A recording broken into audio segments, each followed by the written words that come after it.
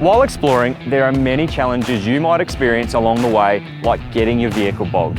It's frustrating, and especially if there's no one around to help. In this video, I am going to show you a few tips and tricks to help you and your vehicle get unstuck and back on its way using TRED recovery boards. Now let's get started. Once you lose traction and momentum in your vehicle, stop. Try not to keep accelerating, as this is only going to make things worse and dig your tyres in further. You want to grab out your TRED boards and use a designated shovel at the end to remove some of the debris in front of all the wheels. Once this is done, spin the board around and wedge the entry ramp between the base of the tyre and the terrain. The entry ramp is concave and designed to hug the tyre, but it's really important to wedge it in as far as possible to get the most initial bite.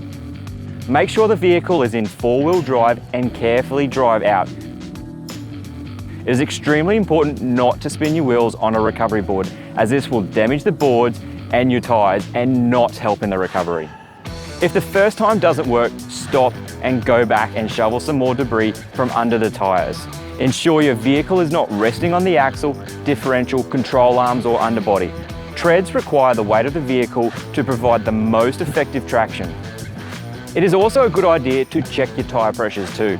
Lowering them will give you more grip and a larger footprint to help make the recovery easier.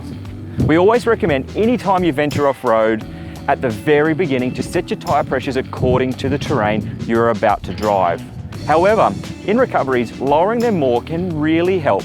It is just important to ensure you have the ability to reset the tyre pressures after the recovery to ensure the safety while driving.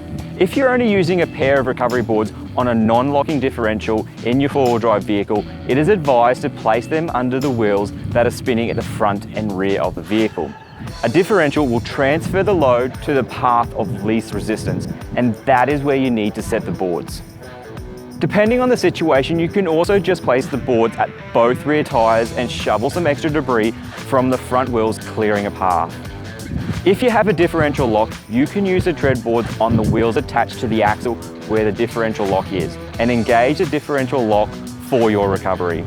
Or using a set of 4 recovery boards can make every recovery that much easier. Once you are recovered, simply return to collect your TRED boards, and this is where the included leash is a real help, as they make retrieving the boards that much easier. We hope this video has helped and allows you to get out there and explore with confidence.